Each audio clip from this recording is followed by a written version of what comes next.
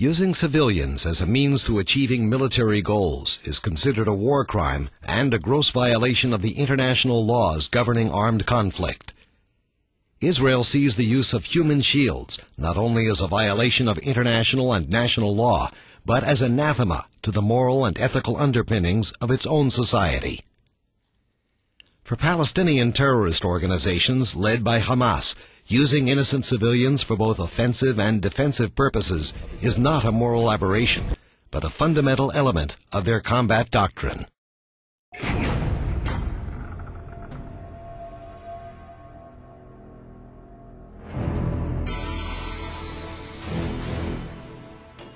Death in the making. The casings of rockets are forged here, painted, then filled with explosives.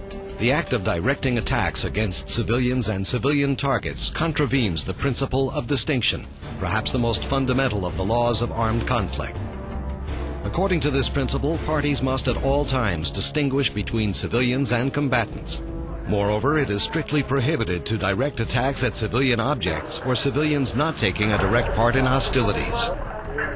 Hamas indeed distinguishes between civilians and combatants, but rather than avoiding civilians, it focuses its rocket fire at towns and cities in southern Israel with the aim of causing death, injury, and destruction, and sowing terror among Israeli civilians.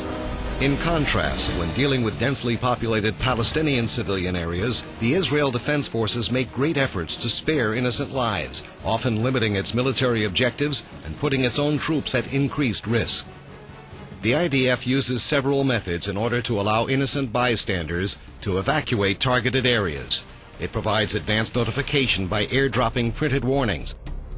The IDF has established a unit which gives further notification through verbal telephone announcements made directly to local residents.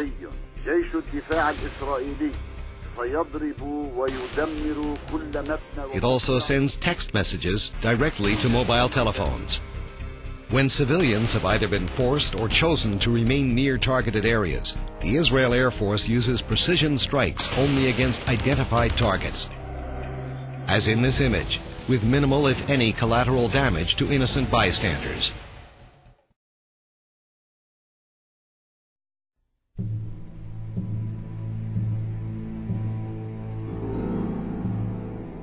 Hamas makes operational use of heavily built-up, densely populated civilian areas in the Gaza Strip for the planning, organizing, and launching of rocket attacks.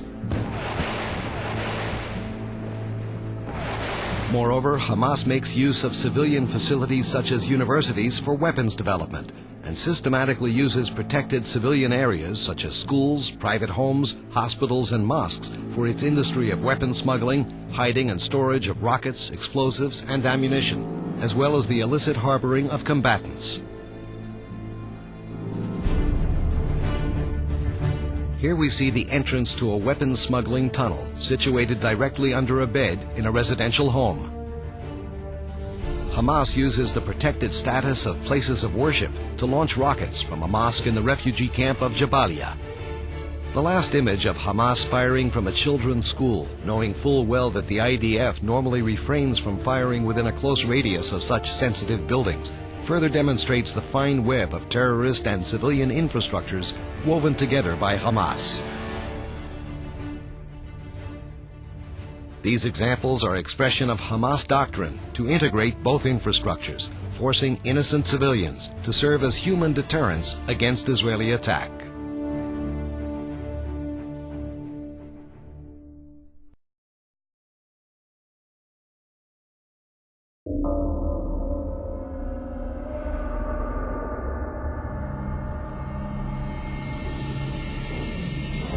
Human shielding involves the intentional placement of innocent civilians in harm's way in order to protect the lives of combatants or hide illicit military actions.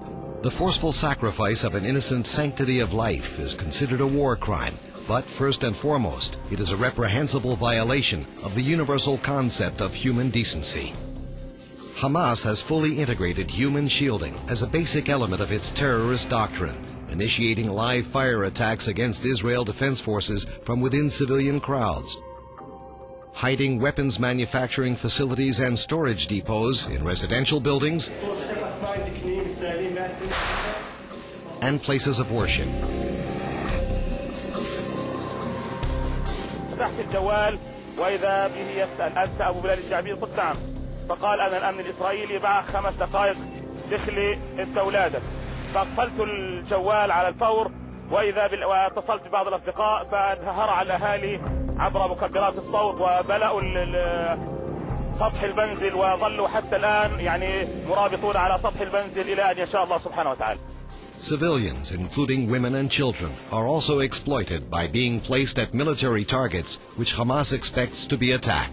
المواطنون وفور سماع نبأ التهديد باستهداف المنزل خرجوا من منازلهم متوجهين إلى منزل الجعابير ليشكلوا دروعا بشرية في محاولة لمنع قصف المنزل. ولذلك أصبح الموت عند الشعب الفلسطيني صناعة تجيده النساء، تجيده كل من في هذه الأرض. ذلك شكلوا دروعا بشرية من النساء والأطفال والشيوخ والمجاهدين، وكأنهم يقولون للعدو الصهيوني إننا نحرص على الموت كما تحرصون على الحياة.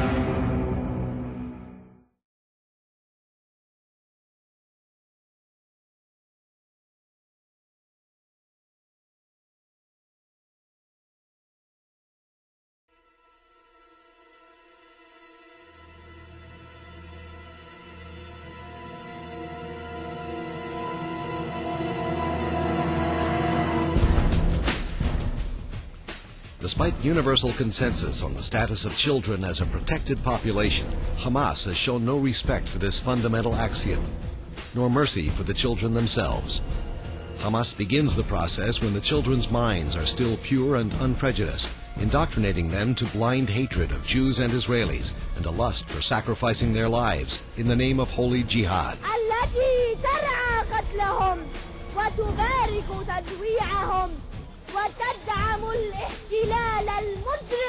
The children are then used as human robots, remotely controlled by Hamas operators, who send them on missions for which they would not risk their own lives.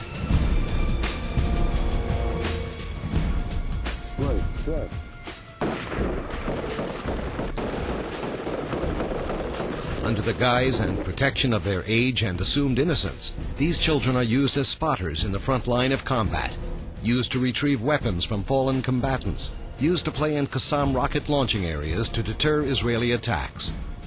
They're used to transport explosives and weapons, and most grievously, they're sent unknowingly with explosive devices in their school bags to be blown up in the vicinity of Israelis.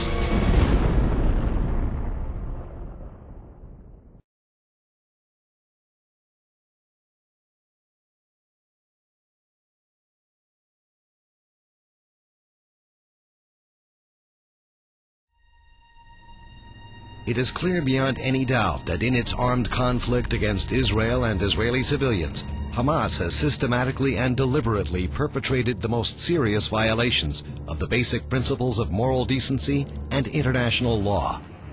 It acts in complete disregard for the well-being of civilians on both sides of the conflict, mounting a direct assault not only on the law, but on humanity itself.